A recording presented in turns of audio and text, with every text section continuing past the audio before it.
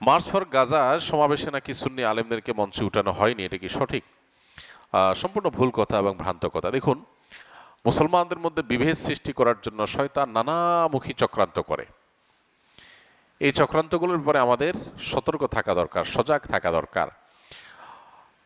March for Gaza এই আয়োজনটি মূলত বাংলাদেশের সকল মত পথের মানুষ এক কাতারে দাঁড়িয়ে ফিলিস্তিন ইস্যুতে যে সবাই একমত, কারোর ভিন্ন মত নাই, এই কথা জানান দেওয়ার জন্য, বিশ্ববাসীকে বার্তা দেওয়ার জন্যই এই আয়োজন হয়েছে। সেখানে বিশেষ মুসলমানদের বিশেষ কোনো শ্রেণী যদি বাদ যায় তাহলে তো উদ্দেশ্যই ব্যাহত হবে। এজন্য শুরু থেকেই এটার সাথে সুন্নি ওলামা একরামের অনেক সিনিয়র ব্যক্তিবর্গ, তাদের ভিডিও বার্তা নেওয়া হয়েছে, তাদের একত্রতা পোষণ করা হয়েছে, সেগুলো সংগ্রহ করা হয়েছে, সেগুলো প্রচার করা হয়েছে। কেন করা হয়েছে? যাতে করে এই ইস্যুতে তারাও যে একসাথে আছেন, কাঁধে কাঁধ মিলিয়ে কাজ করছেন, এটি জানান দেওয়ার জন্যই।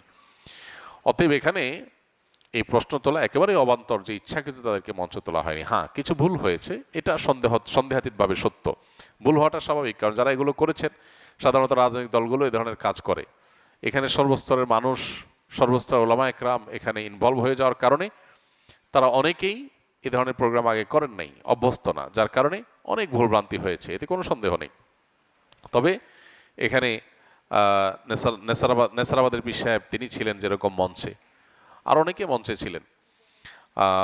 ফুলতলির ঢাকা ইউনিভার্সিটির যিনি শিক্ষক ফুলতলি পীর সাহেব, উনি বায়তুল মুকাররমে আমরা একসাথে সেখান থেকে রওনা দিয়েছি, একসাথে ছিলেন, মঞ্চে আসবেন এটাই ঘোষণা ছিল, কিন্তু পথে ভিড়ের কারণে হারায় গেছি, আমরা সবাই আলাদা আলাদা হয়ে গেছি, যার কারণে আর তাকে পাওয়া যায়নি। আবার অনেকে ছিলেন যাদেরকে হয়তো মঞ্চের আশপাশে পাওয়া যায় নাই, মঞ্চের আশপাশে তারা না থাকার কারণে দেখা যাচ্ছে যে তাদেরকে আমরা মিস করেছি, তাদেরকে ডেকে একসাথ করা যায় নাই, উঠানো যায় নাই, এরকম একটা বিষয় হয়েছে।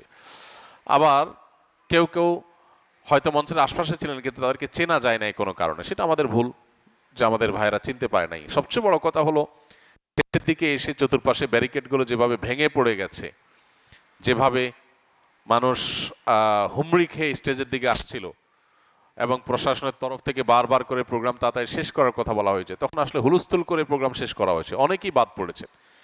সেখানে এবি পার্টির চেয়ারম্যান জনাব মঞ্জু সাহেব, মুজিবুর রহমান মঞ্জু, তিনি ছিলেন, অথচ তার নাম নেওয়া হয় নাই। ছাত্র দলের সভাপতি এবং সেক্রেটারি তারা এসেছেন, তাদের নাম ঘোষণা হয় নাই, তারা অবশ্য স্টেজের কাছে আসতেও পারেন নাই, কিন্তু মূল প্রোগ্রামে এসেছেন। এরকম বহু গুরুত্বপূর্ণ ব্যক্তি, আইমান সাদিক, তিনি এসেছেন কিন্তু তার নাম ঘোষণা হয় না, এরকম অনেকের নাম ঘোষণা হয়নি। তো এগুলো অনিচ্ছাকৃত।